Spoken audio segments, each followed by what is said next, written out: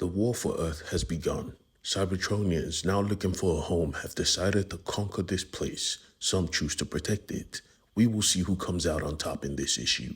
Welcome to my YouTube channel, and this is Transformers, the new Energon universe, issue 23, and we pick up at the bottom of the Pacific Ocean. You see, a choice was made on Cybertron that is going to affect Earth. This choice was on who to send to aid the fellow Cybertronians stuck on Earth. The choice was made by Cliffjumper himself, sending forth the combined essence of his clan. Shredhead was born. He was dangerous, he was lethal, he was basically an almost prime. And he had one mission: protect Kali. This was the mission given to him by Cliffjumper, and he seeks to complete it. Sad part is, Kali is in the middle of a war. Chicago was hell on earth. We see the Autobots trying to defend humanity while the Decepticons tried to end it. The Decepticon had the numbers, so plenty innocents died.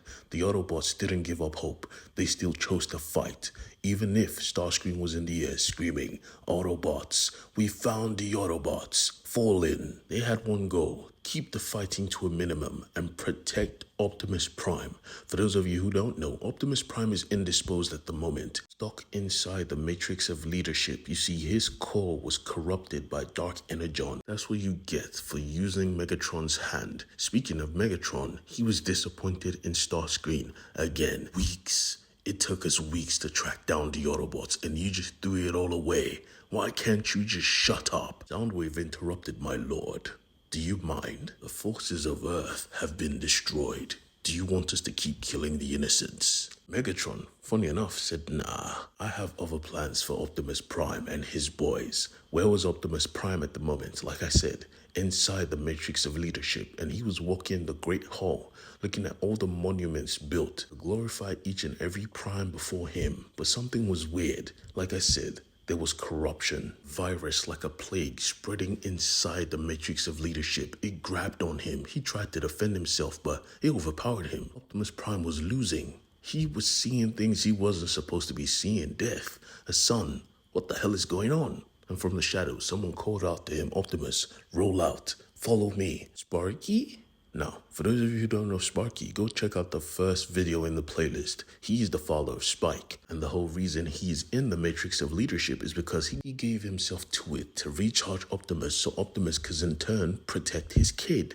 Now he's here protecting Optimus. So who is protecting his kid? Get our answer quickly, because we see it was simply every single Autobot to ever live on Earth. They all surrounded Optimus Prime like he was the Messiah, because technically he was. He was the hero. He fought for them. He died for them. He is currently dying for them. As I said earlier, he was operating with one arm, so Wheeljack put together a makeshift one. It was rubbish, but it will get the job done. They wanted him to wake up so bad, but he wasn't.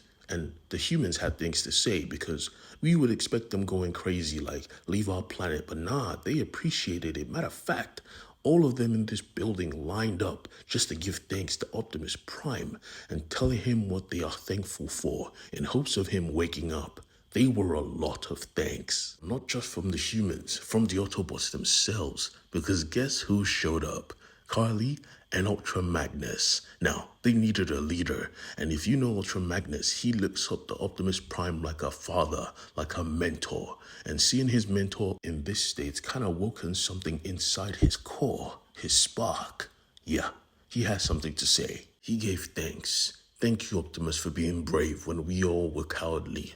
Thank you, Optimus, for seeing right from wrong. Thank you, Optimus, for standing with us and fighting for us. Now you cannot fight.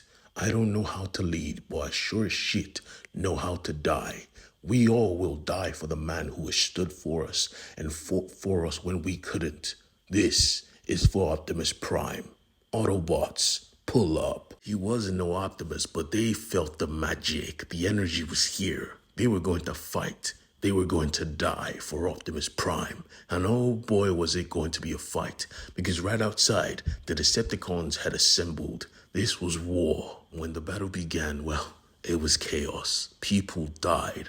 Autobots died. But so did Decepticons. Starscream was going crazy. He was on a roll, taking people down left and right. Beachcomber, on the other hand, was protecting Optimus Prime. Because you see, he's a pacifist. So he stayed behind. This was his choice, just like it was Optimus' choice and Sparky to traverse the inner worlds of the Matrix of Leadership. Now, Sparky, like Optimus, was seeing visions of death. The death of Bumblebee was a cruel sight to keep seeing. And we realized that this was all caused by the corruption. Utilizing the arm of Megatron was a big mistake, because now in his mind, all he sees is pain.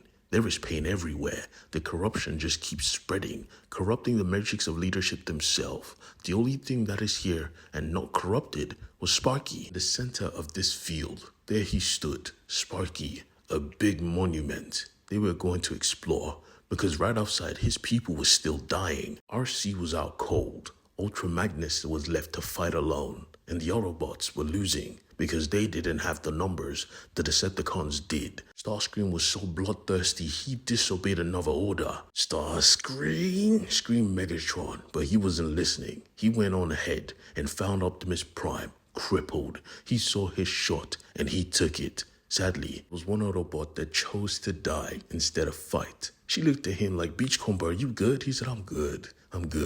This is my choice. I prefer to die than to fight. Starscream said, oh, really? Bullet to the back. Bullet to the back. He let him cripple down and said, die then. Inside the Matrix, Optimus and Sparky had gained access to the monument, and what they saw was the Matrix of Leadership, an exit, and in the exit was his son, Sparky. You see, he was about to make the same choice just like his father, sacrificing himself for Optimus, for the greater good. And at that moment, he was proud. My boy. Still sharing a connection with Optimus, Optimus felt the love. My boy, thinking of Bumblebee, thinking of Ratchet, thinking of Jazz. These were all his boys that will probably die or have already died because of his choices. The pain was unanimous. Well, Sparky was there to fix that because he realized what this corruption was. It is making you change, rejecting your former self, rejecting who you are. This is a mistake, and I'm here to stop you. I am here to save you. Just make me a promise. You will protect my boy. And Optimus Prime swore on every atom in his body, I will protect your boy. That is a promise. But outside though, Carly was having her last moment, and it was focused on cursing out Starscream. Are you just evil to your core? He said, of course, human. I am bad to the bone. But before he could even complete that line, Megatron slapped the shit out of him. Insolent fool. Do you not listen? I will kill you. He was beating him down and cursing him out at the same time. I told you I have plans for Optimus. The humans, however, you can kill. He was literally about to. And then he heard a voice. Megatron, the people of this planet are under my protection. There he stood, Optimus Prime, with a fucked up hand. Megatron smiled because the Decepticons were screaming, boss, should we put him down? He said, nah. This is better. Oh, you think you can hang with the big boys, Optimus? He detached his cannon, and Optimus, he kept the humans to the side. One shall stand, one shall fall. Bring it on, Megatron. I'ma fuck you up, Prime. It's about to be a beatdown, and I'm here for it.